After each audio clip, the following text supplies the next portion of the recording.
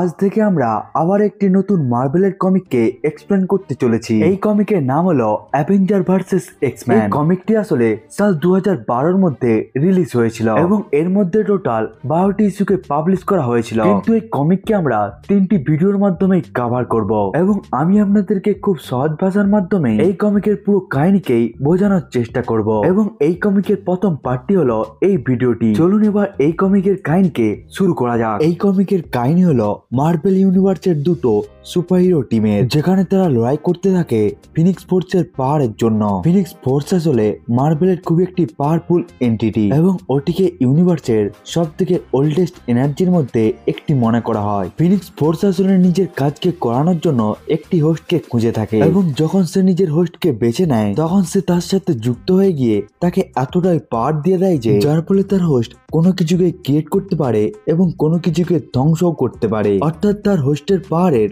কোনো রকম লিমিট থাকে না। ফিনিক্স ফোর্সের পাওয়ারকে পাওয়ার পর তার হোস্ট তো খুবই পাওয়ারফুল হয়ে যায়, কিন্তু ওই হোস্টটি যদি ফিনিক্স ফোর্সের পাওয়ারকে কন্ট্রোল করতে না পারে তখন এতটাই ডিস্ট্রাকশন আসতে পারে যার ফলে পুরো দুনিয়ায় ধ্বংস হয়ে যেতেও পারে। ফিনিক্স ফোর্স একবার জিন গ্রেকেও হোস্ট বানিয়ে নিয়েছিল এবং ওই জন্যই পৃথিবীর মধ্যে খুবই বেশি ডিস্ট্রাকশন হয়েছিল।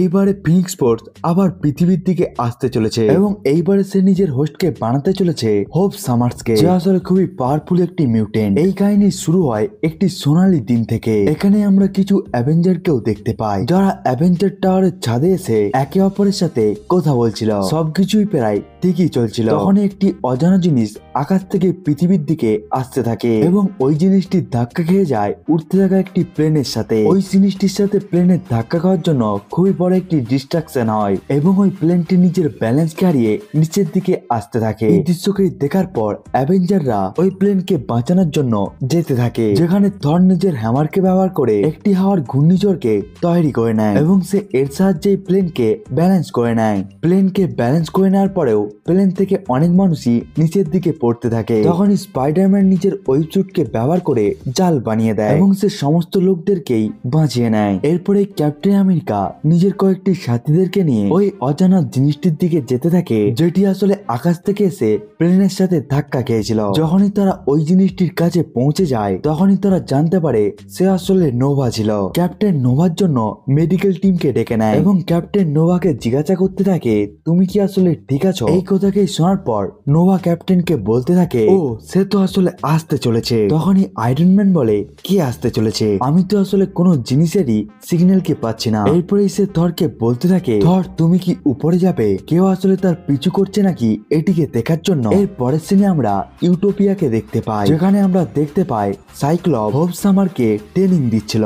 এখানে সাইক্লপ সমস্ত মিউটেন্টদের লিডার ছিল, এই জন্য সে বাকি সমস্ত মিউটেন্টদেরকে অর্ডার দেয় এবং ওই সমস্ত মিউটেন্ট গুলো তার অর্ডারকে ফলো করে। ট্রেনিং কে করতে করতে হোপ সামার খুবই ক্লান্ত হয়ে যায়, কিন্তু সাইক্লপ বারবার তার উপরে ফোর্স করতে থাকে এবং সে তাকে ট্রেনিং করার জন্য বলতে থাকে। কিন্তু এই জন্যই হোপ সামার খুবই রেগে যায় এবং সে সাইক্লপের উপর জোরে চেল্লিয়ে দেয়। হোপ সামারের চেল্লানোর পরেই তার বডি থেকে খুবই পাওয়ারফুল একটি এনার্জি বাইরে বার হয় এবং এর ইম্প্যাক্টের জন্য সাইক্লোপ অনেকটাই দূরে গিয়ে পড়ে যায়। এখান থেকে আমরা জানতে পেরে যাই যে ফিনিক্স ফোর্স নিজের নতুন হোস্ট হোপ সামারের খুবই কাছে এসে গিয়েছে। অন্যদিকে হোয়াইট হাউসের মধ্যে ক্যাপ্টেন আমেরিকা এবং আয়রন ম্যান মিলে প্রেসিডেন্টের সাথে মিটিং করছিল। এখানে টনি স্টার্ক প্রেসিডেন্টকে বলতে থাকে স্যার কালকে ইন্টারগ্যালাকটিক নোভার একজন সদস্য এখানে এসেছিল, যে এখানে এসে আমাদেরকে ওয়ার্নিং দিচ্ছিল কোনো একটি জিনিস আমাদের দিকে আসতে চলেছে, কিন্তু সে কোনো কিছুকে বলার আগেই তার অবস্থা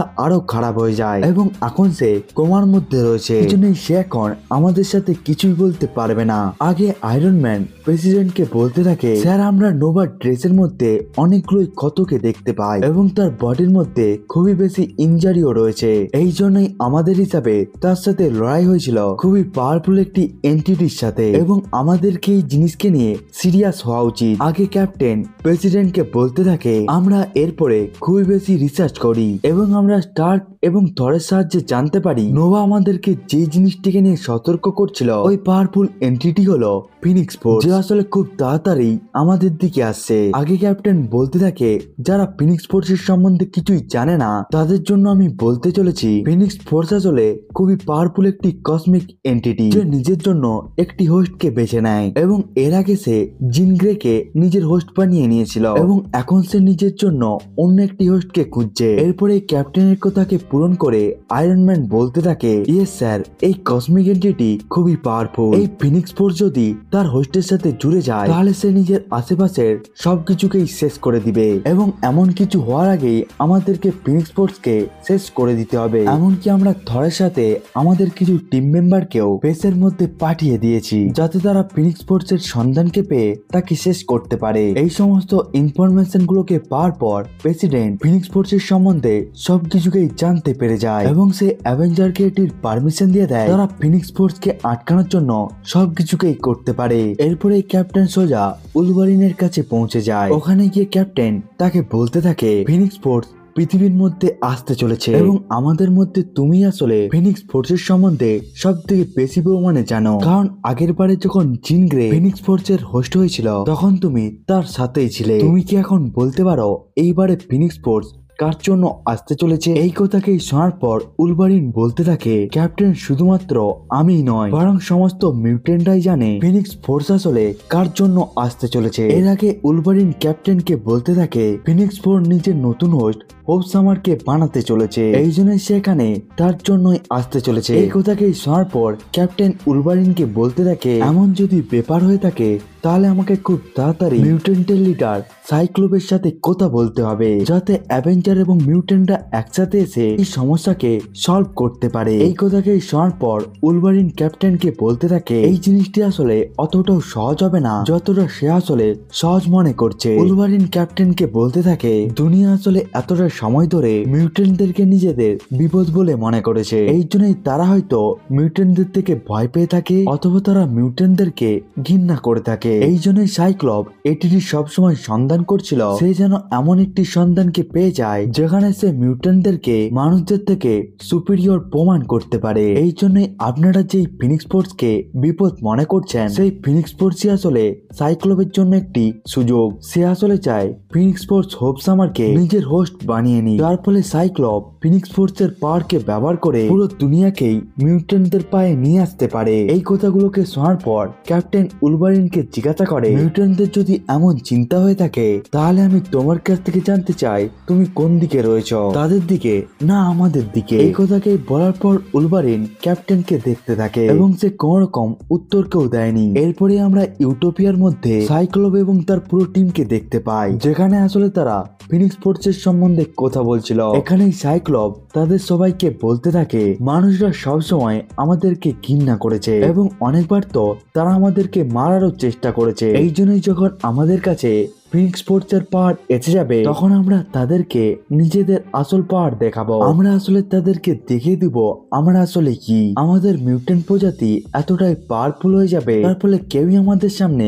টিকতে পারবে না। তখনই এখানে ম্যাগনিটো বলতে থাকে সাইক্লোপ তুমি যে জিনিসটিকে চিন্তা করছো এটি আসলে ওর থেকেও বড়, এই শক্তিটি আসলে শুধুমাত্র ধ্বংসকেই নিয়ে আসবে। এরপরে সাইক্লোপ ম্যাগনিটোকে বলতে থাকে কিন্তু আমরা এই পাওয়ারকে ব্যবহার করে মিউটেন্টদের জন্য নতুন একটি দুনিয়াকে বানাতে পারবো। এখানে এমা ফ্রস্ট সাইক্লোপকে জিজ্ঞাসা করতে থাকে হোপ সামার কি আসলে এই পাওয়ারের জন্য তৈরি রয়েছে? এরপরে সাইক্লোপ উত্তর দেয় হ্যাঁ, সে আসলে এর জন্য তৈরি রয়েছে, তাকে তো আসলে এর জন্যই ট্রেনিং দেওয়া হয়েছে। এরপরেই তারা সবাই জানতে পেরে যায় তাদের সাথে দেখা করার জন্য ক্যাপ্টেন এসেছে। ক্যাপ্টেনের আসার খবরকে পাওয়ার পরে সাইক্লোপ সোজা ক্যাপ্টেনের কাছে পৌঁছে যায়। এখানেই ক্যাপ্টেন সাইক্লোপকে বলতে থাকে সাইক্লোপ আমরা হোপ সামারকে নিজেদের কাস্টাডির মধ্যে নিতে চাই, কারণ আমরা জানতে পেরেছি ফিনিক্স ফোর্স পৃথিবীর মধ্যে আসছে হোপ সামার্সের জন্য। কিন্তু এই কথাকে শোনার পর সাইক্লোপ বলতে থাকে ক্যাপ্টেন হোপ সামার আসলে একটি মিউটেন্ট, এই জন্যই তার প্রবলেম হলো আমাদের প্রবলেম,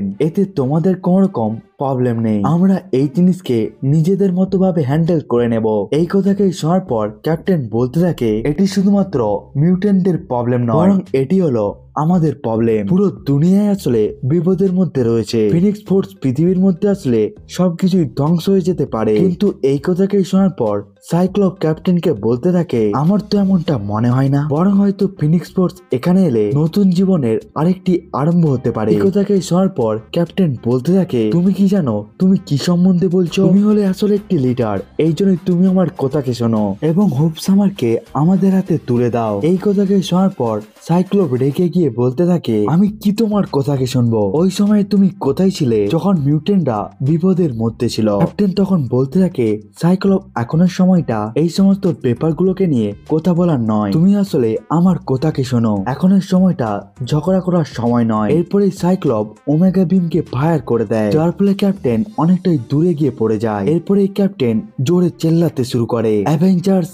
অ্যাসেম্বল। এরপরে আমরা জানতে পেরে যাই হাওয়ার মধ্যে সিলের হ্যারি ক্যারিয়ার ইনভিজিবল মোডের মধ্যে ছিল, যেটি আসলে কিছু সময়ের মধ্যেই ভিজিবল হয়ে যায় এবং ওখানের মধ্যে থাকা সমস্ত অ্যাভেঞ্জার্সটাই তৈরি হয়ে যায় এক্সম্যানদের উপর অ্যাটাক করার জন্য। এরপরে অ্যাভেঞ্জার্সরা এক এক করে নিচে চলে আসে। অ্যাভেঞ্জারের পুরো টিমকে দেখে বাকি সমস্ত মিউটেন্টরাও সাইক্লোপের সাথে এসে যায়, যেখানে ম্যাগনেটো নিজের পাওয়ারকে ব্যবহার করে কোলোজনকে হাওয়ার মধ্যে তুলে দেয় এবং কোলোসাস শিল্ডের হ্যারি ক্যারিয়ারের মধ্যেই একটি ছিদ্র করে দেয়, তার ফলে ওখানের মধ্যে থাকা সমস্ত সুপারহিরো গুলোই নিচের দিকে আসতে থাকে। এরপরে ওই দুটো টিমের মধ্যেই খুবই ভয়ানক লড়াই শুরু হয়ে যায়। তাদের লড়াইয়ের কিছু সময় পরেই ওই লড়াইয়ের মধ্যে কুইকসিলভার এবং উলভারিনও এসে যায়, কিন্তু তারা মিউটেন্ট হওয়ার পরেও তারা অ্যাভেঞ্জার্সদের সাথেই ছিল এবং তারা অ্যাভেঞ্জারের সাথে এসে মিউটেন্টদের সাথে লড়াই করতে শুরু করে। সাইক্লোপ হোপসামারকে বিল্ডিং এর মধ্যে পাঠিয়ে দেয় এবং সে তাকে একটি রুমের মধ্যে দাঁড় করিয়ে তার দেখাশোনার জন্য অনেকগুলো মিউটেন্টকে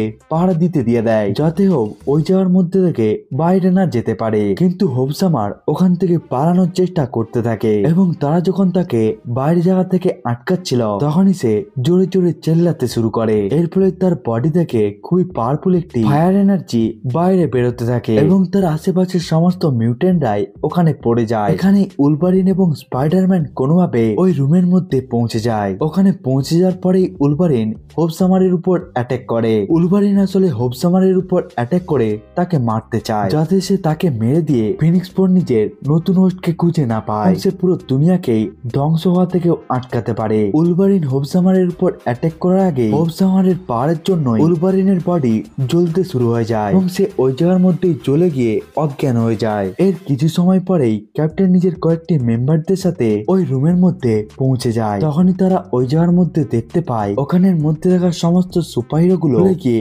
ওখানেই পড়ে রয়েছে এবং হোপসামার ওই রুম থেকে পালিয়ে গিয়েছে, ওখান থেকে আসলে অনেক দূরে। অন্যদিকে আমরা মহাকাশের মধ্যে থরকে তার টিমের সাথে দেখতে পাই, যাদের আসলে সামনে উপস্থিত ছিল ফিনিক্স ফোর্স। এখানে থর নিজের টিম মেম্বারকে বলতে থাকে, আজ আমাদেরকে কোনোভাবে একে আটকাতে হবে, কিন্তু বাকি সমস্ত টিম মেম্বার গুলো বলতে থাকে একে আটকানো আসলে একটি অসম্ভব কাজ। তখনই থর বলতে থাকে, এমন ব্যাপার কি, তাহলে আমাদের মারা যাওয়ার জন্য এর থেকে ভালো দিন আর নেই, চলো বন্ধুরা অ্যাটাক করো। এই কথাকেই বলার পর থর নিজের পুরো টিমকে নিয়ে ফিনিক্স ফোর্সের উপরে অ্যাটাক করার জন্য চলে যায়। বন্ধুরা, এটাই ছিল অ্যাভেঞ্জার ভার্সেস এক্সম্যান মার্বেল কমিকের প্রথম পার্ট। এই কমিকের পরবর্তী দুটো পার্ট খুব তাড়াতাড়ি আসতে চলেছে। ততক্ষণের জন্য বন্ধুরা বাই বাই।